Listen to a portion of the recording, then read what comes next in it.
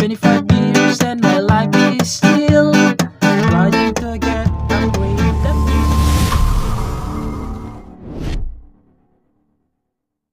Hello mga ka-idol! So ngayon meron na naman akong ituturo sa inyong napakagandang kanta. So yung title pala nito ay yung What's Up by Fornan Bland. So i-correct nyo na lang ako sa kung ano ba yung tamang pag-pronounce ng kumanta nito, no? So i-correct nyo na lang ako dyan sa comment section natin. So itong kanta na ito mga ka-idol is 3 chords lang. Okay? 3 chords lang yung tatandaan nyo hanggang matapos na yung kanta. Okay? So dito pala, reggae version yung ituturo natin. Okay? Reggae yung ituturo natin para maiba naman. So 3 chords lang to hanggang matapos na, tandaan nyo na lang, no? So dito muna tayo sa reggae pattern natin. So yung reggae pattern natin dito mga ka-idol, bibigyan ko kayo ng dalawang klase. Okay? So yung una is ganito lang. Magbe-bass kayo, nakasama yung string. Okay? Bass, strum down, tap sa string, strum down ulit. Okay? Kada chords, dalawang beses yung gagawin. Yan yung isa natin, ha? So dalawang beses. So ganito siya kada chords. Isa pa, lilipat na. Okay? Yung isang reggae pattern natin is beat na lang, magbibit na lang kayo. Huwag nyo nang tamaan yung string, okay? Bass, strum down, tap, strum down. Okay? Pero 4 na beses nyong gagawin kada chords, okay? 4 na beses nyong gagawin yung reggae pattern na yan kung yan yung gagamitin nyo, okay? Kasi nilagyan ko yan ng number 4 para hindi kayo malito, 4 na beses. So ganito siya kapag yung may number 4 yung gagamitin yung reggae. So ganito siya kabilis. Ganon siya kabilis, okay?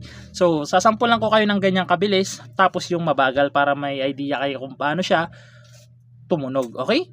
So proceed muna tayo dito sa kanyang whole chords. So yung whole chords niya rito mga ka-idol, no? So 3 chords lang yan, dinoble ko lang yung G para hindi kayo malito, no?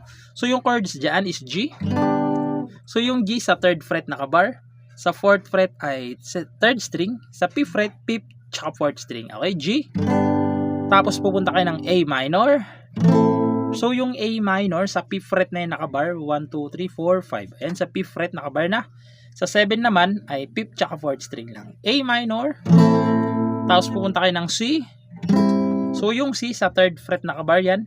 Sa 5th fret, 2nd string, 3rd tsaka 4th. Okay, ipitin nyo yung 3 string sa isang fret. Ayan, C. Tapos babalik lang kayo ng G.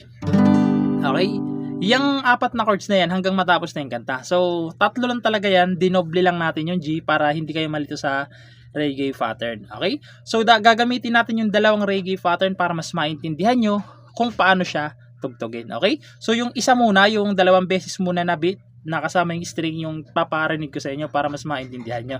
No? So ganito naman, ganito siya kapag kinantahan. 5 years and my life is still trying to get up that great big hill of hope for a destination. Tapos yung isa naman, yung mabilis. I realized quickly when I knew I should that the world was made of this brotherhood of men, for whatever that means. Tapos hanggang matapos na. Okay, hanggang matapos na yung kanta, 3 chords lang hanggang matapos na. So hindi na natin nahabaan tong video na to kasi 3 lang naman. Tatandaan nyo, hindi na kayo mahihirapan dyan. Hanggang sa matapos na yung kanta. So yun lang. Sana naintindihan nyo tong tutorial natin at nagustuhan nyo, at good luck sa bago nyong matututunan.